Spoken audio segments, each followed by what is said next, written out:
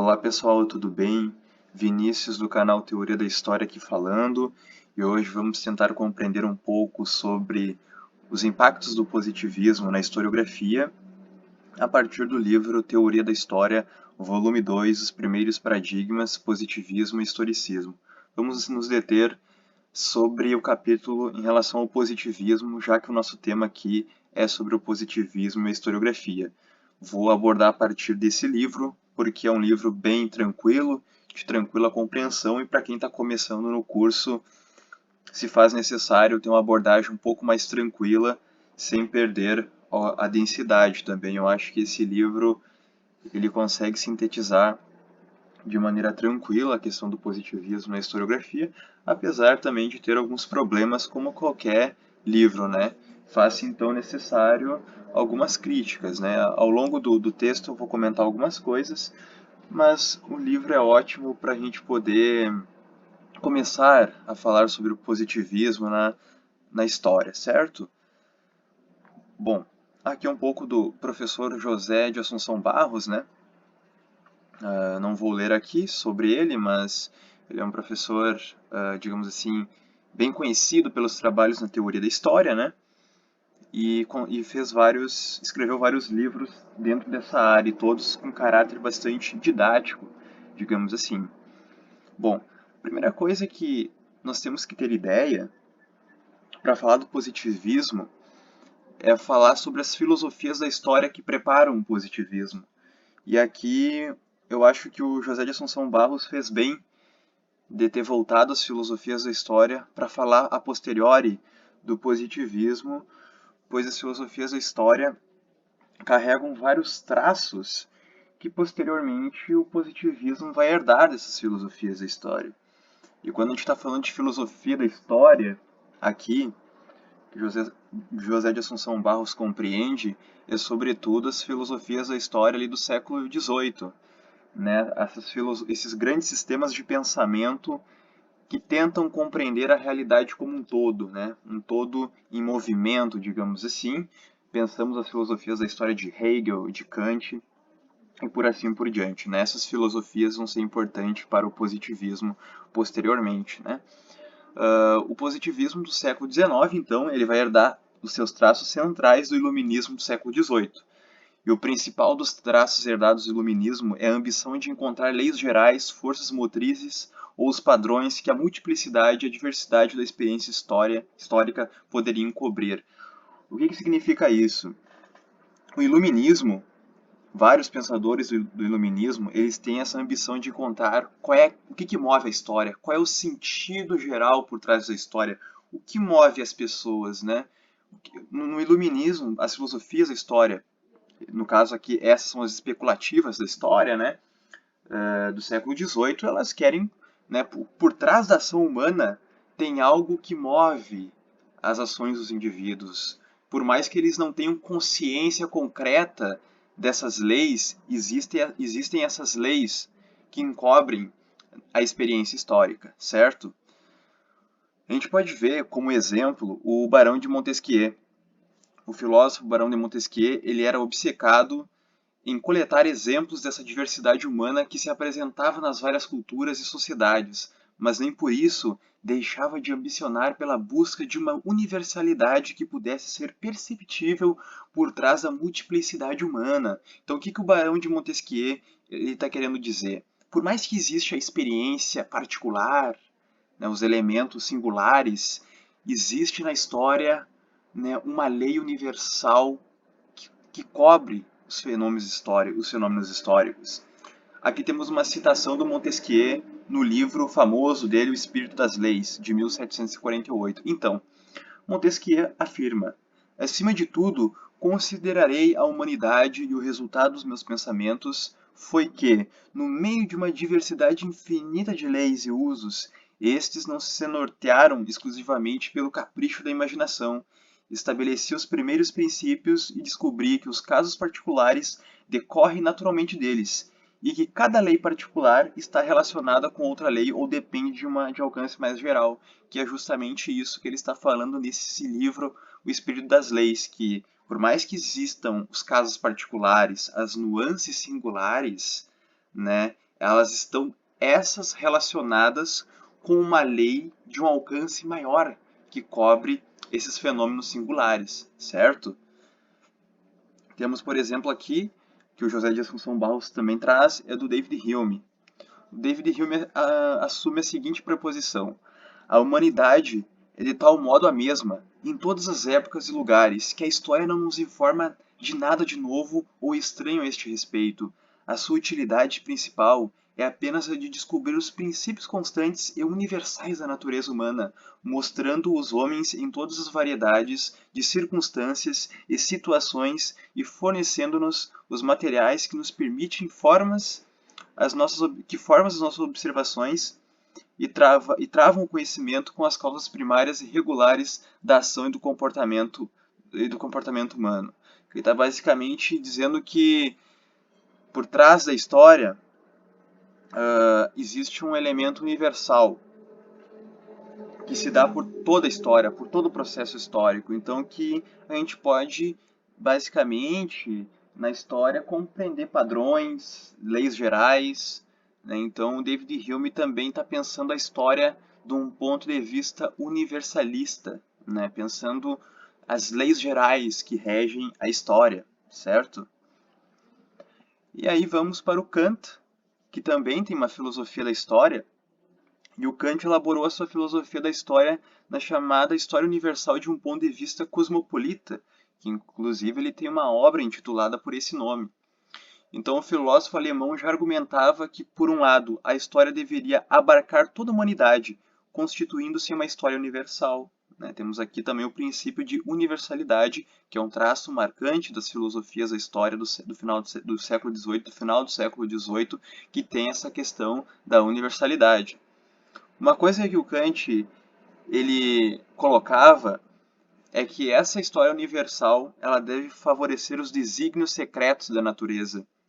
Ou seja, para ele, a racionalidade estaria sempre pronta a reciclar em favor do bem coletivo e do progresso humano. Então, aqui para o Kant, a humanidade sempre caminha para o melhor e tem uma racionalidade intrínseca da história que necessariamente recicla todos os elementos singulares em favor do coletivo e do progresso humano. Ou seja, todos os elementos que acontecem na história, eles estão sempre colocados para esse bem maior, esse bem coletivo universal do progresso humano. Kant coloca: a razão não se verifica no indivíduo, mas sim na espécie humana como um todo. Então aqui ele está dizendo que o processo racional ele não se verifica no indivíduo enquanto tal, mas sim na espécie humana como um todo. Então, por trás da ação humana existe uma razão, né, que move essa história para o Kant. Entretanto, nós temos também as filosofias da história no contexto romântico. E aqui é uma diferença bastante interessante em relação às filosofias da história do, digamos assim, do iluminismo, né? Então, em 1774, uma filosofia da história bastante singular, a primeira filosofia da história que se opõe mais claramente àquela perspectiva universalista que começava a ser amplamente difundida pelos filósofos iluministas. Denominam-se românticos a essa vertente que começa a fazer a crítica da razão iluminista já na sua própria época. Bom, então já nesse período aí do século XVIII vai surgir essa filosofia da história romântica que vai se opor à ideia universalista do iluminismo. Então, dentro desse próprio contexto, já tem filosofias da história que escapam a essa filosofia da história, digamos assim, mais universalistas. Então, os românticos partem de um pressuposto particularizante e singular, ou seja, valorizando as especificidades dos povos específicos, a razão universal lhe parecia estranha. Ou seja, os românticos têm uma ideia de que cada processo histórico, cada lugar, cada povo, ele tem uma especificidade. E essa especificidade, ela não pode estar por trás de uma lei geral. Ela é singular em si mesma, não existe um processo racional que está por trás dessas especificidades e que movem ela. Então essa razão universal parece estranha para os românticos, porque justamente eles tentam compreender as particularidades dos lugares, dos povos. Então, as filosofias, a história do contexto romântico, em detrimento de partir de leis gerais, como os iluministas, aqui elas se preocupam com as especificidades de cada historicidade, digamos assim. Um dos iluministas, um dos pensadores românticos, né, da filosofia romântica, é o Herder, né? É com alguma ironia, diz o Barros, né, que Herder intitula sua obra como mais uma filosofia da história, né? Bem irônico, né? Aqui eu até sublinhei aqui a obra dele, mais uma história, mais uma filosofia da história. Ele pretendia mostrar de alguma maneira que a pretensão à universalidade na história era inócua e sem coesão, e que consistia em grosseira transfiguração, a redução da grande variedade humana e de processos históricos a casos particulares de leis universais.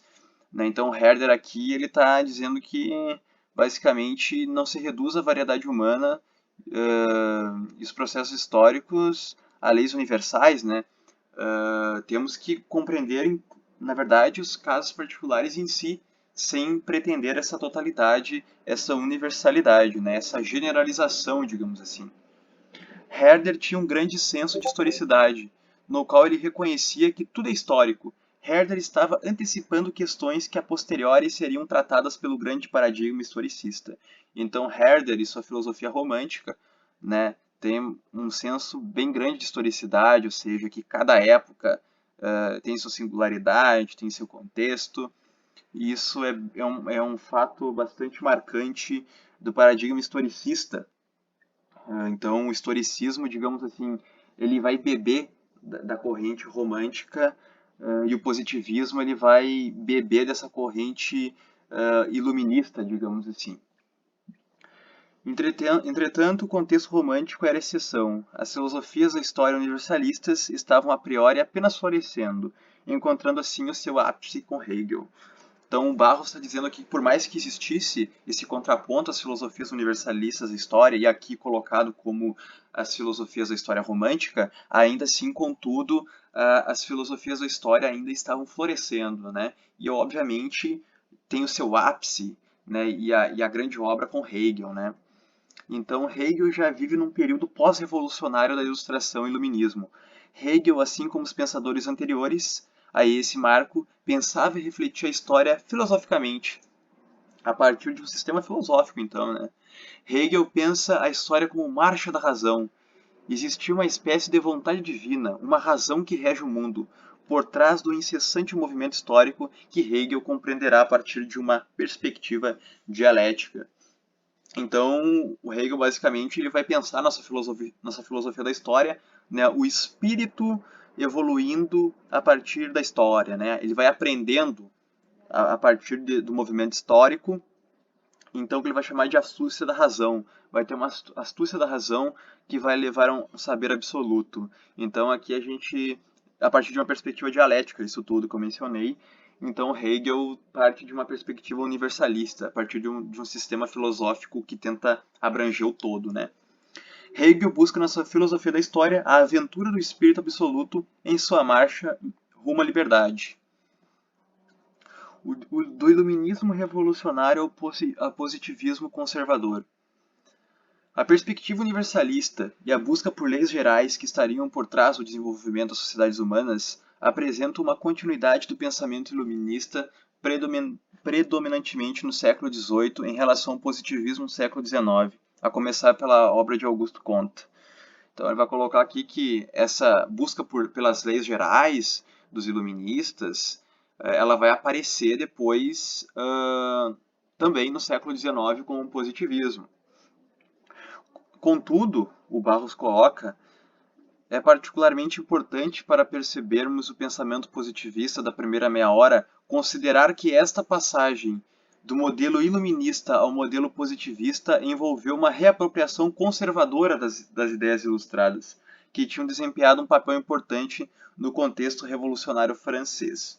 Bom, se as leis gerais, as leis da natureza, no Iluminismo, ela estava a serviço de uma prática revolucionária, já no Iluminismo vai fazer parte de uma perspectiva conservadora, por assim dizer. Então, o positivismo, ele já nasce no mundo burguês transformado.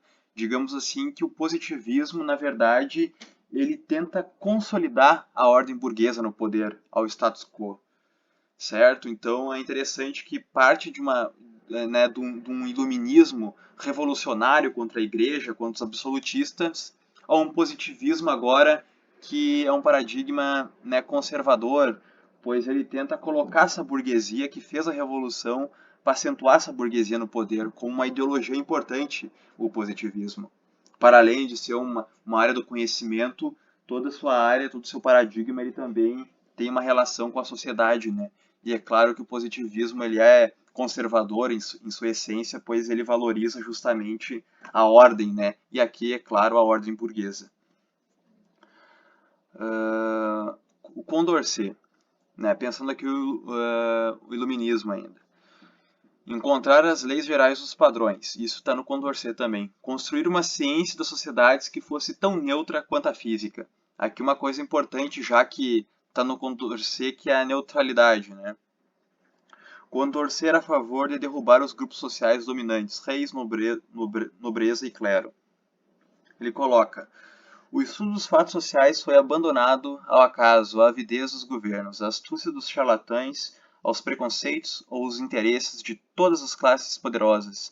A aplicação do novo método permitirá seguir na ciência e sociedade um caminho quase tão seguro quanto os das ciências naturais.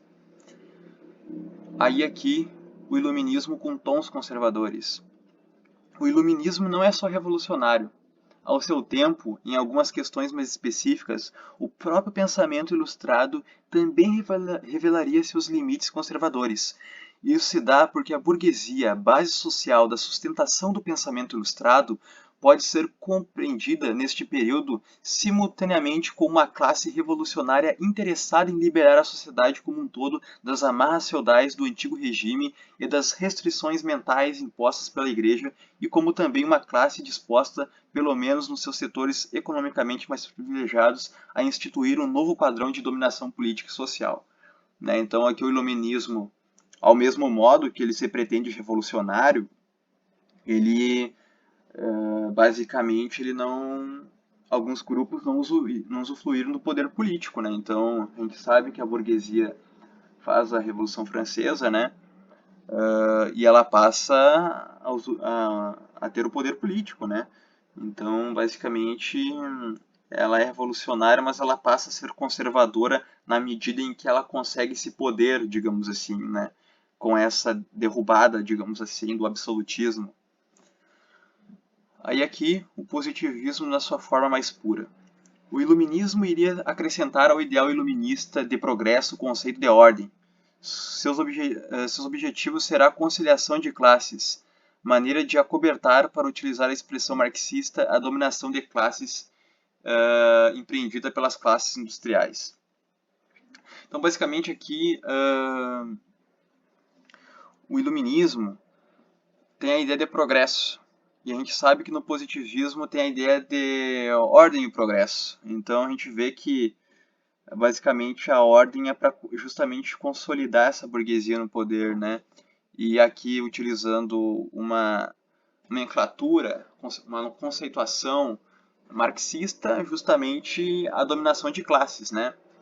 Justamente empreendida pelas essas classes industriais que vão se assentando ao poder. O seu fundador será Augusto Comte, né, o fundador do positivismo, que voltará a insistir em antigos postulados iluministas, mas agora já partindo de uma perspectiva claramente conservadora, na equiparação entre os métodos das ciências naturais e sociais e na busca de leis gerais e invariáveis que regiam as sociedades humanas. Então, Augusto Comte aqui, ele tem justamente uma ideia de leis gerais, leis da natureza que regem as sociedades humanas. Então, um pouco disso a gente viu que está em alguns pensadores iluministas. Claro que aqui num contexto da burguesia já acentuada ao poder. É de fato Comte quem inaugura a utilização desse sistema positivo, que já estava proposto pelos iluministas. Com isto, surge o positivismo, que se converterá em um dos grandes paradigmas para as ciências sociais da sociedade no século XIX. O José Fontana vai falar o seguinte, o Barros cita o José Fontana, que é um historiador marxista espanhol. Encaminhando uma arguta análise do manuscrito de Walter Benjamin, Fontana argumenta em A História dos Homens, que é um livro interessante, inclusive indico bastante esse livro, A História dos Homens, que o conceito de progresso teria tido uma função crítica até a Revolução Francesa, contudo, com o assentamento da burguesia em suas posições conquistadas, esta teria favorecido a ideia de que o progresso realiza-se automaticamente, para o que teria ainda concorrido mais tarde a doutrina da seleção natural em suas aplicações às ciências sociais e humanas. A burguesia, de acordo com Benjamin, teria desnaturalizado o progresso com sua nova conotação mecanicista, e isto implicara sua despolitização na incitação à inação. Ou seja, aqui reforça de novo, né, essa ideia do positivismo, já uma burguesia acentuada ao poder, né, porque o conceito de progresso ele teria uma crítica no iluminismo, né, um progresso em relação à sociedade anterior do antigo regime. Contudo, né, com esse assentamento da burguesia e as suas posições conquistadas, basicamente o progresso ele se realiza automaticamente sem a ação humana, né? As pessoas elas devem frear, né, o seu ímpeto revolucionário, digamos assim, porque a história ela acontece por si só, não precisa agir. Então aqui uma questão importante, né, para compreender esse positivismo, né, que tem essa ideia das leis gerais por trás das ações humanas. A burguesia e seus interesses econômicos.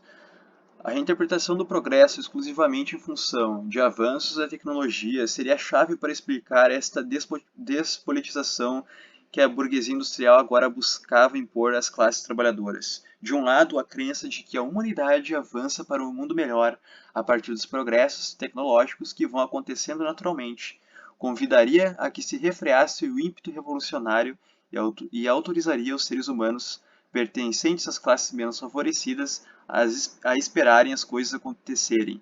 De outro lado, o culto ao progresso, na verdade, um progresso tecnológico, oculta o fato de que esse tipo de progresso não vem acompanhado necessariamente de progresso nas relações sociais, na ética, na espiritualidade, na busca da supressão da desigualdade humana. Esse progresso da burguesia ele é bem criticado, pois além de ele ser mecanicista, né, esse progresso não é acompanhado, esse progresso para o melhor, né, ele não está acompanhado no progresso nas relações sociais, na ética, na busca pelo mundo mais justo, né, na supressão da desigualdade humana. Ele é um progresso que atende apenas uma parcela da sociedade, né, que é basicamente a burguesia. E essa é uma crítica que o Fontana, o Walter Benjamin, esses autores marxistas realizam em seus escritos e na sua prática também como militantes. Aqui temos o Rousseau. Rousseau, uma voz solitária no século do otimismo iluminista, já havia chamado a atenção em seu discurso sobre a origem e os fundamentos da desigualdade, para o fato de que lhe parecia ampliar-se progressivamente a desigualdade humana. Então, Rousseau aqui a gente pode compreender como um pensador iluminista, mas bastante pertencente a uma questão mais romântica, digamos assim, que ele já foi um dos primeiros a fazer uma crítica, né, desse progresso que basicamente leva à desigualdade humana, né. Tanto é que, por exemplo, o Michalovi, ele vai dizer que uma das fontes do marxismo não é só a dialética hegeliana, o socialismo utópico e a crítica à economia política, que o marxismo ele tem uma fonte romântica no seu pensamento teórico prático, né? E esse é um debate dentro da história do marxismo.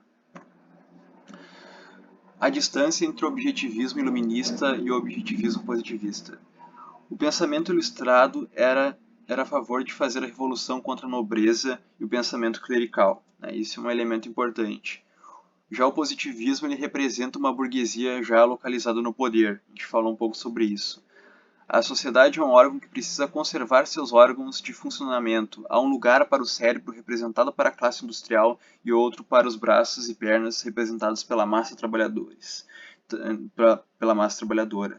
Então aqui a gente tem uma conciliação de classes com um objetivo maior. Então o positivismo ele é um paradigma que tem como ideologia a conciliação de classes, né? Então aqui a gente pode pegar um historiador, que é o Buckle, né, que ele vai ter a ideia de progresso, vai pensar estágios da civilização, ou seja, as sociedades passam por diversos estágios.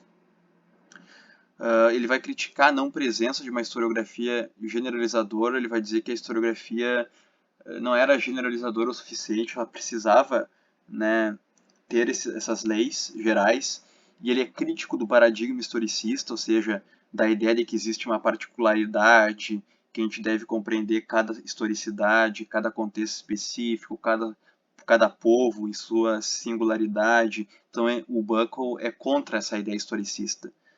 E ele quer aproximar a história das ciências naturais, ou seja, para esse historiador, então, a gente pode compreender a história a partir das ciências da natureza, um elemento que é muito criticado pelos historicistas, né, como Dilthey, Droysen e também Simmel, que fazem a separação das ciências do espírito ou ciências humanas das ciências da natureza, das ciências naturais, né? O positivismo não, ele quer aproximar essas ciências humanas e essas ciências da natureza, né? E ele vai colocar uma historiografia positivista no modelo kantiano. Aí temos a escola metódica também, que muitos vão dizer que não se deve confundir, né, o positivismo com a escola metódica, e que o positivismo ele não estava muito presente na historiografia. De fato, essa é uma discussão bastante complexa, né, a qual muitos historiadores colocam que o positivismo ele não tem uma influência tão grande assim na historiografia, né? O que os análises lá fizeram crítica não era contra ela falando sobre os positivistas, mas na verdade eles estavam criticando os metódicos, né? E esses metódicos tinham alguns princípios positivistas, mas não eram positivistas por excelência, né? Então, a escola metódica. Nas últimas décadas do século XIX, a corrente historiográfica de matriz positivista francesa vai influenciar a nascente escola metódica da França. Os metódicos acompanham os positivistas no que concerne ao entendimento da história como ciência, mas, rigorosamente falando, não estarão em busca de leis gerais dos padrões. Isso é uma coisa importante, né? A escola metódica não está em busca de leis gerais, padrões, elementos da natureza, mas e sim os metódicos eles querem compreender metodicamente, rigorosamente o passado. Né? A escola metódica tem os grandes fatos, dados e personagens da história como um objeto importante, e eles vão ter também a neutralidade na análise do fato histórico. Né? Até essa questão da neutralidade do fato histórico, alguns vão dizer que isso não está muito na escola metódica, né? Enfim, esse é um amplo debate, mas aqui o Barros coloca a escola metódica como uma corrente que busca a neutralidade ao analisar o fato histórico. E aí aqui temos o Durkheim, né? Que é basicamente o principal articulador da modernização do positivismo nas ciências sociais. Ele vai compreender também as leis naturais, a neutralidade do cientista social, a identidade dos métodos entre as ciências humanas e as ciências naturais, a ideia de fato social. Então, ele vai beber do positivismo do Comte, né? Tanto é que colocam o Comte como fundador do positivismo e o Durkheim como um cofundador, digamos assim, do positivismo, né? Então ele vai ter essa ideia de neutralidade dos cientistas sociais, né? A identidade dos métodos entre ciências humanas e ciências da natureza, né? Uma mistura das humanidades e dos elementos da ciência da natureza. E uma citação aqui do Durkheim. A ciência social não poderia realmente progredir mais se não houver estabelecido que as leis da sociedade não são diferentes das leis que regem o resto da natureza, e que o método que serve para descobri-la não é outro senão o método das outras ciências. Então, aqui ele vai colocar, né, que as leis da sociedade não são diferentes das leis que regem o resto da natureza, como a sociedade ela é como se fosse lá um espelho da natureza também, né? Então isso está no Durkheim, segundo o José de Assunção Barros. Então aqui tá as referências bibliográficas, né? Eu trabalhei aqui o capítulo 2, né, do Teoria da História, volume 2, os primeiros paradigmas, positivismo e historicismo, do José de Assunção Barros.